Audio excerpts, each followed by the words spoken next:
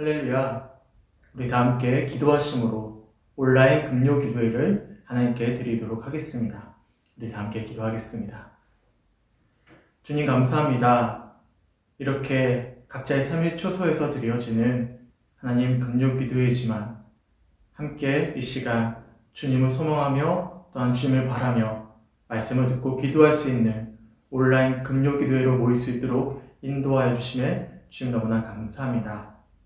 특별히 상한 감정의 치유라는 책을 통해서 우리 내면에 새겨져 있는 상한 감정들, 상처들을 주님 앞에 내어드리고 주님의 만지심의 은혜, 치유하심의 은혜를 경험하며 하나님 회복을 소망하며 나아가길 간절히 소망합니다.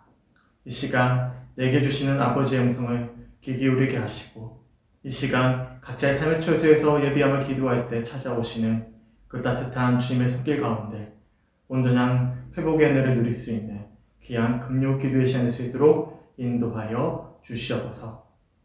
지난 한 주간 읽었던 그 3장의 내용들이 머리가 아닌 우리 마음 가운데 고백되어지는 귀한 은혜의 시간 될 수 있도록 인도하여 주셔서 이 시간 데이비드 시멘즈 목사님의 예수님이 우리 모두의 예수님, 나의 예수님으로 고백되어지는 은혜의 시간 될 수 있도록 주님 역사하여 주시옵소서. 이 시간 말씀하시고 이 시간 찾아오실 주님을 소망하며 주님께 경배에 올려드립니다. 주님 홀로 영광받아 주시옵소서. 감사드리며 우리를 사랑하시는 예수 그리스도의 이름으로 간절히 기도드렸습니다. 아멘. 이 시간 하나님이 우리들에게 주시는 말씀은 히브리서 4장 14절부터 16절 5장 7절부터 10절까지의 말씀입니다. 제가 읽어드리겠습니다. 그러므로 우리에게 큰 대제사장이 계시니 승천하시니 곧 하나님의 아들 예수시라. 우리가 믿는 도리를 굳게 잡을지어다.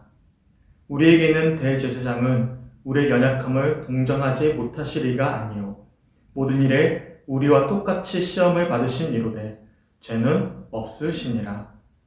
그러므로 우리는 긍휼하심을 받고 때를 따라 돕는 은혜를 얻기 위하여 은혜의 보좌 앞에 담대히 나아갈 것이니라.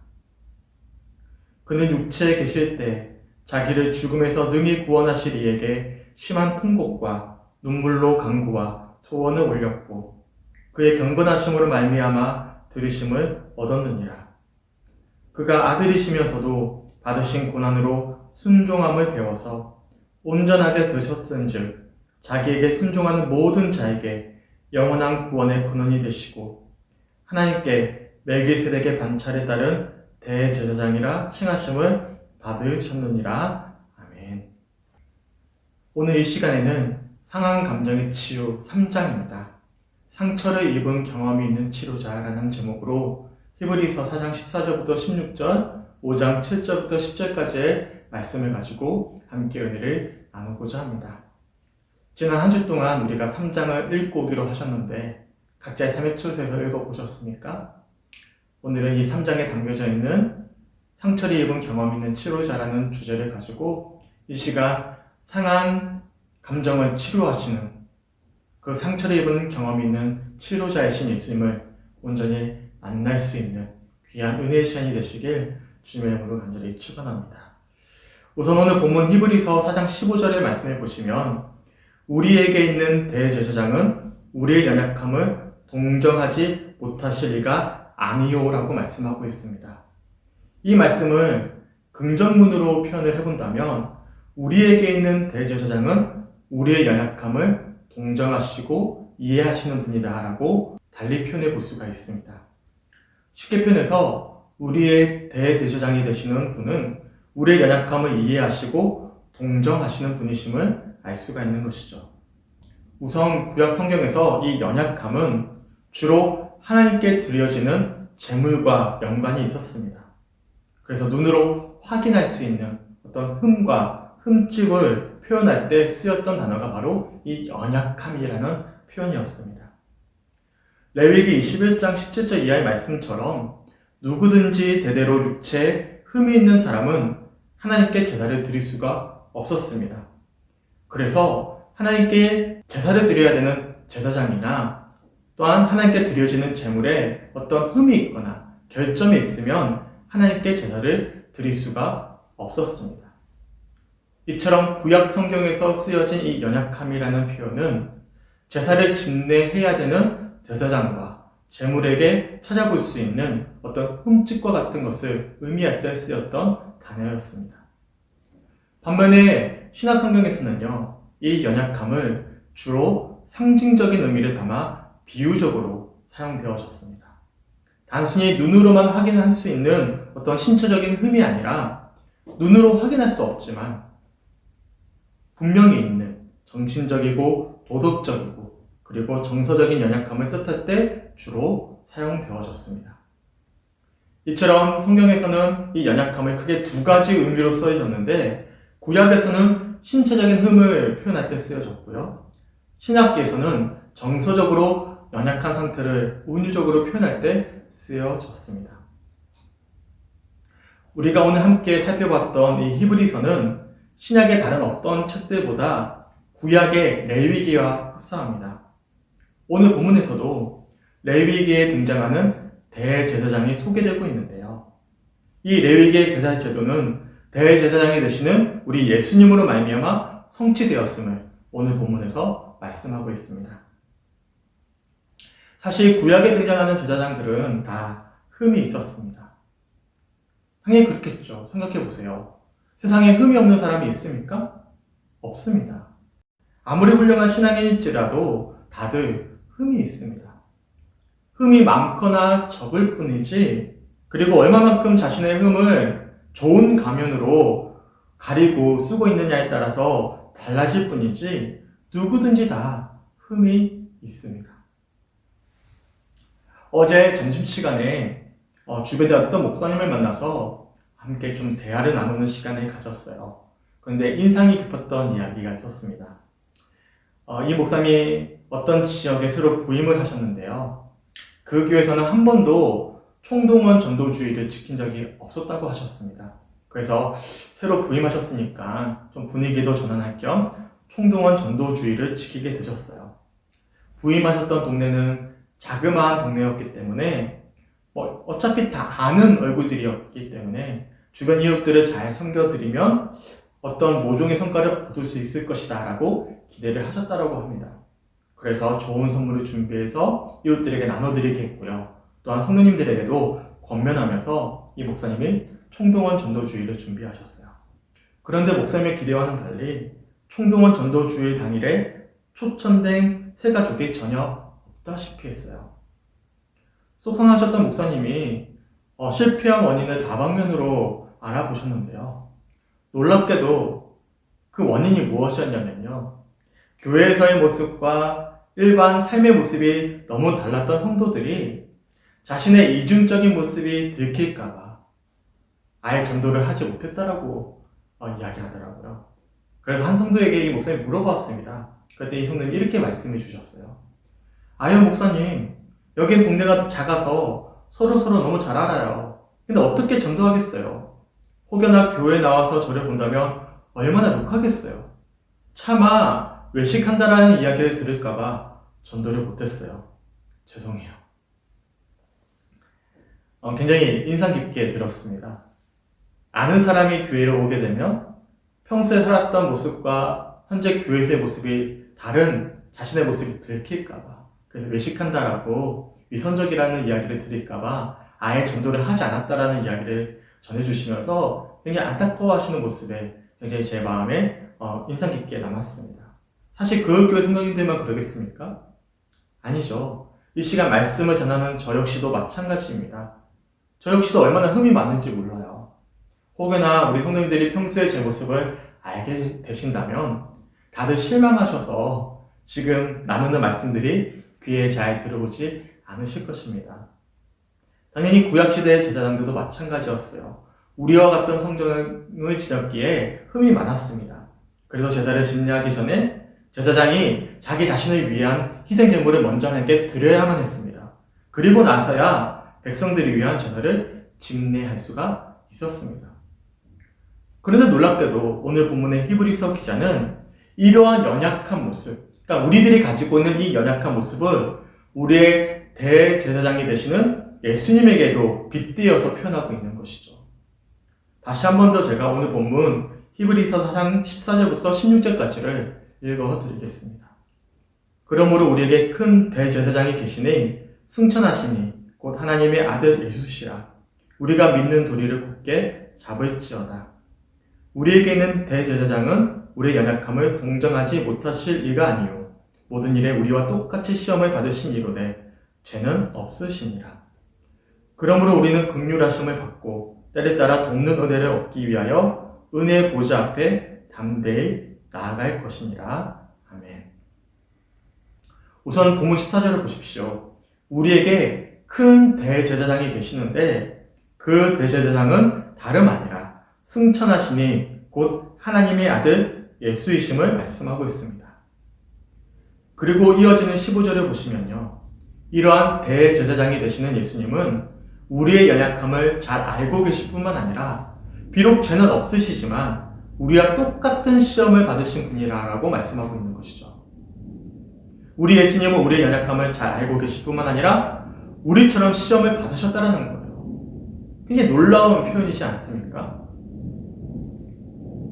개인적으로 비록 예수님은 죄가 없으신 분이시지만 그래서 우리처럼 유혹에 넘어지지는 않으셨지만 우리와 똑같은 유혹과 시험을 받으셨다는 사실이 제게는 큰 위로와 힘이 되었습니다. 혹시 공감 능력이라는 말을 들어보셨습니까? 최근에 많은 사람들이 공감 능력에 대해서 강조하고 있거든요. 이 공감 능력이란 다른 사람의 상황이나 기분을 같이 느낄 수 있는 능력을 뜻하는 표현입니다. 그렇다면 어떤 사람들이 공감 능력이 좋겠습니까?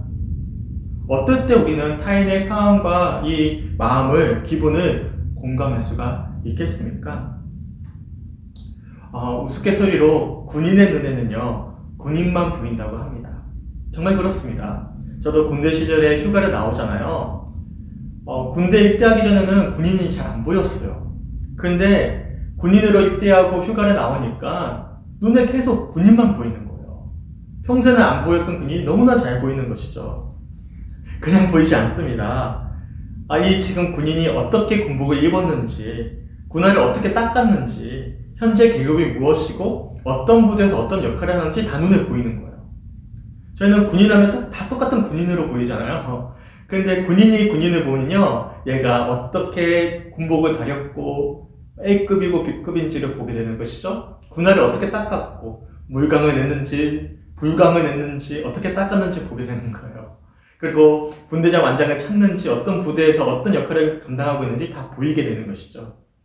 놀랍지 않습니까? 이런 애는 너무나 많아요. 예전에는 몰랐는데요.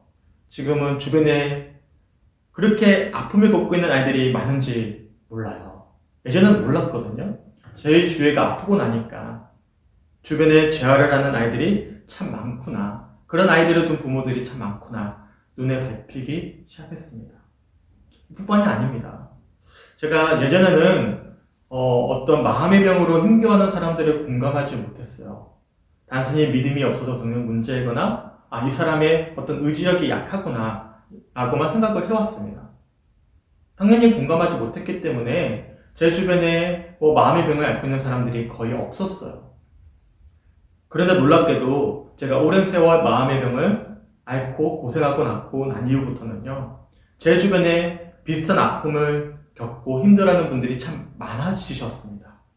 아마도 제가 많이 공감해 줄 수 있었기 때문이겠죠. 그리고 실제로 제가 도움을 드릴 수가 있었고요. 그리고 친밀한 관계로 발전할 수가 있었습니다. 이처럼 다른 사람의 상황이나 기분을 같이 느낄 수 있는 이 공감 능력은 그냥 생기질 않습니다.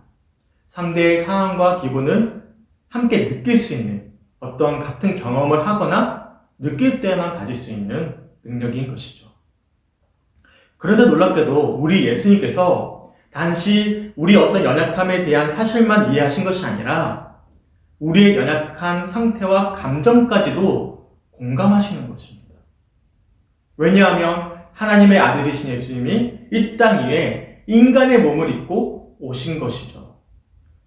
더 나아가서 우리와 같은 유혹과 시험을 받으셨을 뿐만 아니라 심지어 우리를 대신해서 세상의 모든 죄를 짊어지시고 십자가의 죽음과 절망을 짊어지셨기 때문이죠.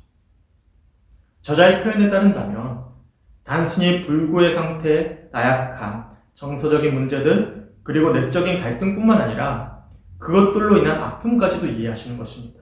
그는 좌절감, 근심, 우울한 감정, 상처, 소외당한 느낌, 고독감과 고립감, 그리고 거부감을 이해하시는 것이죠. 우리의 연약한 감정을 이해하시는 예수님은 우리의 연약함과 불구의 상태에서 오는 모든 무시무시한 감정일체를 다 경험하신 것입니다. 이처럼 예수님께서 우리를 전적으로 공감하실 수 있는 이유에 대해 본문 히브리서 5장 7절에서는요. 그가 육체에 계실 때라고 표현하고 있습니다. 예수님께서 육체에 계실 때 심한 통곡과 눈물로 간구의 어떤 소원을 올려드렸고 그의 경건하심으로 말미암아 들으심을 얻게 되셨습니다. 그리고 그가 아들이시면서도 받으신 고난으로 순종함을 배우셨습니다. 놀라운 은혜이지 않습니까? 이처럼 우리 예수님은요, 임마누엘의 하나님이 되시는 거예요. 우리와 함께 하시는 하나님으로 고백할 수 있는 것입니다. 왜냐하면 우리 예수님이 인간의 몸을 입고 이 땅에 오셨고 우리가 겪는 어떤 시험과 유혹을 이미 경험하셨으며 더 나아가서 우리를 위해 십자가를 지셨기 때문이죠. 그렇게 우리는 우리 예수님께 우리 마음을 메워드릴 수 있는 거예요. 왜냐하면 우리 예수님은 임마누엘 하시기 때문입니다. 임마누엘 하시기에 우리는 온전히 예수님 앞에 우리 마음을 메워드릴 수가 있는 것이죠. 왜냐하면 이미 우리 예수님은 우리 연약함을 알고 계셨고 경험하셨고 절망하셨고 더 나아가서 이기셨기 때문입니다. 그래서 이 저자는요, 예수님 앞에 설 때면 절대로 죄책감을 가지지 말 것을 권면해 주고 있어요. 우리는 아이들로부터 잘한 것들만 보고받아야 하는 신경질적인 부모 앞에 나아가는 것이 아니다. 우리는 그렇게 느끼면 안 돼. 그거 잘못된 것이야. 울면 안 돼. 내가 자꾸 계속해서 울면 진짜 울 일을 내게 줄 거야 라고 말하는 아버지 앞에 나아가는 것이 아니다. 우리는 우리의 감정을 이해하시고 그 감정을 함께 나누시기를 원하시는 하나님 아버지께 나아가는 것이다. 여러 차례 말씀드렸지만 제 어린 시절에 있어서 하나님은 완벽함을 요구하시는 엄격한 분으로 여겨졌습니다. 그래서 저는 항상 하나님 앞에만 나아가면 작아졌어요. 항상 하나님께 회개했지만 뒤돌아서면 같은 잘못을 반복하는 모습을 보게 되고요. 당연히 하나님께 나아가는 것이 죄송스럽고 부담스럽고 힘겹게만 여겨졌습니다. 군대를 전역하고 신학교에 복학한 후부터 열심히 공부했던 이유도 거기에 있었어요. 왜냐하면 어린 시절부터 하나님은 제게 완벽함을 요구하는 분이셨기에 하나님의 사명을 감당하는 사람들은 열심히 해야만 한다라고 생각을 했던 것이죠. 열심히 할 때야 비로소 하나님은 제게 복을 주시고 사역의 문을 열어주실 것이다 라고 믿었던 것입니다. 하지만 원하는 목표를 이룰 때쯤 제가 마음의 병을 얻게 되고 제 삶의 경종을 울리게 되었습니다. 거기까지 좋았어요. 문제는 죄책감이에요. 제가 너무나 아프고 힘드니까 열심히 할 수가 없는 거예요. 무너지는 것이죠. 그러다 보니까 죄책감이 들었고요. 더 나아가서 하나님이 부재해버리셨습니다. 지금까지 항상 하나님이 저를 엄격한 시선으로 지켜보셨는데 마음의 병을 얻게 된 그 이후부터는요. 그런 과거의 하나님이 온데간데 없이 사라져 버리신 것입니다. 어디에도 하나님이 계시지 않았어요. 흔히 영성용어로 영혼의 어두운 밤과 같다라고 하는데요. 정말 그랬습니다. 어디에도 하나님이 계시지 않았어요. 그렇다고 하나님의 존재를 부정할 수는 없었지만 그렇다고 과거의 하나님이 제 곁에 계시지 않았습니다. 당연히 목회자로서 그리스도인으로서 하나님의 부재는요. 굉장히 힘겨운 시간들이었습니다. 오랜 세월을 정말 힘겹게 보내야만 했습니다. 그리고 이런 과정들 속에서 누구보다도 제 아내의 사랑과 헌신이 참 놀라웠어요. 지금까지는 누군가에게 사랑을 받기 위해선 내가 잘해야 된다는 부담감이 있었는데 이런 힘겨운 세월 동안 저는 아내에게 잘해주지 못했는데 아내는 변함없이 저를 사랑해 주었습니다. 그리고 놀랍게도 그런 아내를 통해서 과거와는 다른 하나님을 만날 수가 있었어요. 바로 지금의 하나님이에요. 누구보다도 저를 잘 알고 계시고 저를 사랑하시는, 이해하시고 용납해 주시는 그 사랑의 하나님을 확인할 수가 있었습니다. 사실 마음의 병을 얻었을 때 참 많은 집회를 다녔습니다. 그리고 목사님께 기도도 많이 받았어요. 이것을 이겨내 보고자 병원도 많이 찾아다녔고 약도 많이 먹었어요. 하지만 과거부터 저를 사로잡았던 엄격하고 무서운 하나님이 항상 저를 힘들게 했고, 또한 그 하나님이 부재해버리니까 좌절하고 절망하는 악순환이 반복되었던 것이죠. 그런데 헌신적인 아내의 사랑을 통해서 그런 과거의 하나님이 깨어졌고요. 누구보다도 나를 용납해 주시고 사랑하시는, 공감하시는 하나님을 알게 하셨습니다. 그리고 그런 과정에서 책 한 권을 알게 됐는데, 헨리 나우엔이 쓴 상처 입은 치유자라는 책이 저에게는 강렬하게 다가왔어요. 상처 입은 치유자. 상처 입은 치유자가 되셨다는 것은요, 우리 예수님이 이미 상처를 경험하셨다는 것이죠. 이에 대해서 이 저자가 크게 몇 가지로 구분해서 예수님이 받으신 상처에 대해서 소개를 해주고 있어요. 우선 우리 예수님이 겟세마네 동산에서 이렇게 고백을 하십니다. 마태복음 26장 37절과 38절을 제가 세 번역으로 한번 읽어드리겠습니다. 그리고 베드로와 세베대의 두 아들을 데리고 가서 근심하며 괴로워하기 시작하셨다. 그때 예수께서 그들에게 말씀하셨다. 내 마음이 괴로워 죽을 지경이다. 너희는 여기에 머무르며 나와 함께 깨어 있어라. 우리 예수님이 뭐라고 말씀하고 계십니까? 근심하며 괴로워하기 시작하셨다라고 말씀하고 있어요. 내 마음이 괴로워 죽을 지경이다. 이에 대해서 절망의 시편이라고 불리우는 시편 22편 14절과 15절에서 이러한 예수님의 심경을 이렇게 예표하고 있습니다. 나는 물같이 쏟아졌으며 내 모든 뼈는 어그러졌으며 내 마음은 밀랍 같아서 내 속에서 녹았으며 내 힘이 말라 질그릇 조각 같고 내 혀가 입천장에 붙었나이다. 주께서 또 나를 죽음의 진토 속에서 두셨나이다. 이처럼 예수님은요, 십자가를 지시기 전 겟세마네 동산에서 내 마음이 괴로워 죽을 지경으로 근심하며 괴로워하며 기도하셨습니다. 그리고 제자들을 부탁하셨죠. 함께 깨어있어 나를 위해 기도해 주셔서 부탁하셨습니다. 하지만 다들 아시다시피 제자들은 한시도 끼어 기도할 수가 없었습니다. 더 나아가서 예수님이 체포당하실 때 예수님을 버리고 모두 다 도망쳐버리고 말았습니다. 저자는 이렇게 표현합니다. 여러분이 무서운 고독감이나 혹은 병적인 공허함과 싸우고 있을 때라든지 가장 심한 우울증 증상을 경험할 때라든지 고통의 수렁에 빠져 있다는 것을 자신이 알고 있을 때 기도하기가 가장 힘이 들 것이다. 그 이유는 그러한 때에는 우리가 하나님의 임재를 느끼지 못하기 때문이다. 내가 여러분께 분명히 말하고 싶은 것은 그가 아시며 그가 이해하시며 그가 당신의 연약함을 느끼신다라는 것이다. 그는 자신이 그것을 경험하셨기 때문에 당신과 함께 당신의 모든 감정을 나누실 수 있다. 정말 그렇습니다. 우리가 정말로 절망감을 느낄 때면 제가 과거에 경험했던 것처럼 하나님이 부재해 계셔요.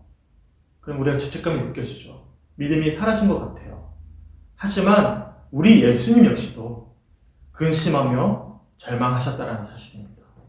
그리고 주님께서는요, 이미 상처 입은 치유자셨기 때문에 그런 우리의 좀 절망감을, 하나님의 부재함을 이미 알고 계시는 것입니다.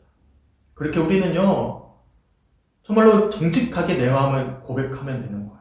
주님, 기도할 수 없어요. 그렇게 기도하시면 되는 거예요. 주님, 어디 계신지 모르겠어요. 그렇게 기도하시면 되는 것입니다. 심지어 하나님께 불평과 불만을 쏟아내셔도 되는 거예요. 내 마음 있는 그대로 주님께 내어드리며 고백하는 그 순간 우리는 나와 함께하고 계시는 상처 입은 치유자이신 예수님을 만날 수가 있는 것입니다. 우리 주님은 이미 겟세마네 동산에서 그렇게 기도하셨기 때문이죠. 그렇게 체포되신 예수님은 재판을 받는 과정에서 심한 모욕을 당하셨어요. 대표적으로 마태복음 26장 67절과 68절에 이렇게 말씀을 합니다. 이에 예수의 얼굴에 침뱉으며 주먹으로 치고 어떤 사람은 손바닥으로 때리며 이르되 그리스도야 우리에게 선지자 노릇을 하라. 너를 친 자가 누구냐 하더라. 얼굴에 침을 뱉고 주먹으로 쳤다. 손바닥으로 쳤다. 얼마나 모욕감을 느끼는 거예요. 사실 그렇지 않습니까? 누군가로부터 뺨을 만든다라는 것은요, 굉장한 모욕감을 느끼게 되는 어떤 치욕인 것이죠. 근데 우리 예수님이 재판을 받는 과정들 속에서 이런 어떤 모욕과 조롱을 홀로 다 받으셨다라는 것입니다. 우리가 받아야 되는 어떤 모욕을 이미 예수님이 받으신 거예요. 당연히 우리는 분노하죠. 속상하죠. 정말로 심한 상처가 됩니다. 근데 이것을 정직하게 주님 앞에 내어드릴 수 있는 것은 이미 우리 예수님이 그 모든 심한 조롱과 모욕을 받으셨고 이것을 이기셨기 때문입니다. 더욱이 십자가에 처음 당하신 예수님께서 이렇게 절규를 하셨습니다. 마태복음 27장 46절입니다.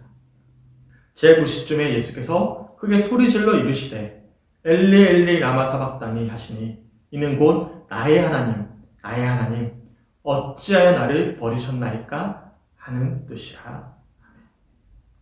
이처럼 우리 예수님은 우리가 경험할 수 있는 가장 비참한 상황에서 조롱당하셨고 배척당하셨고 버림받으셨습니다. 깊은 상처와 분노와 아픔을 경험하셨고 그가 지옥에 내려가셨다라는 고대 신조의 고백처럼 우리 주님은 우리가 겪어야 되는 가장 비참하고 절망적인 상황을 홀로 감내하셨습니다. 믿으십니까? 저자는 이렇게 권면합니다. 그리스도인으로서 우리는 종종 예수님이 나무에서 그의 몸으로 우리 죄를 담당하신 것에 대해 감사합니다. 우리는 이것 외에 기억해야 할 것이 또 있다. 예수님은 자신을 우리의 인간성과 완전히 동일시하셨고 특히 십자가에서 그는 우리의 모든 감정들을 스스로 경험하셨다. 그리고 그는 우리의 연약한 감정들을 짊어지셨다. 우리는 이제 그것들을 홀로 지고 가지 않아도 된다. 오늘 본문 히브리서 5장 7절부터 10절까지를 제가 다시 한 번 더 읽어드리겠습니다. 그는 육체에 계실 때 자기를 죽음에서 능히 구원하실 이에게 심한 통곡과 눈물로 간구와 소원을 올렸고 그의 경건하심으로 말미암아 들으심을 얻었느니라.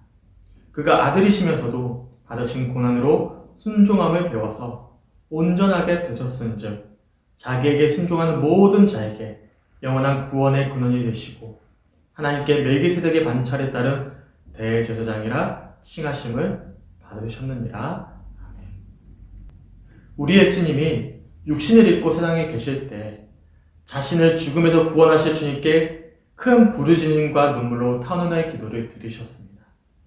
그리고 하나님은 이런 예수님의 경건한 간구에 응답하셨고 고난 속에서 순종을 배우게 하셨습니다. 그렇게 온전하게 되신 예수님은 순종하는 모든 사람에게 영원한 구원의 근원이 되어주셨습니다. 바로 오늘 본문 속 표현처럼 우리 모두의 대제사장이 되어주셨던 것입니다. 제이비 필립스는 자신의 의역 성경에서 오늘 본문 히브리서 4장 15절을 이렇게 의역했습니다. 우리에게 있는 대제사장은 우리의 연약함을 이해하지 못하는 초인적인 분이 아니시다. 그는 스스로 우리의 모든 경험 속에 들어오셔서 자신을 온전히 우리와 함께 나누신 분이다. 믿으십니까? 나를 누구보다도 잘 아시는 주님. 나를 위해 조롱과 모욕과 절망과 죽음을 이미 경험하셨던 주님. 그래서 나의 절망과 근심과 아픔을 누구보다도 공감하시는 주님. 그 주님이 바로 이 시간 우리와 함께하고 계시는, 바로 이 시간 말씀을 듣고 있는 나와 함께하고 계시는 주님이 되시는 것입니다.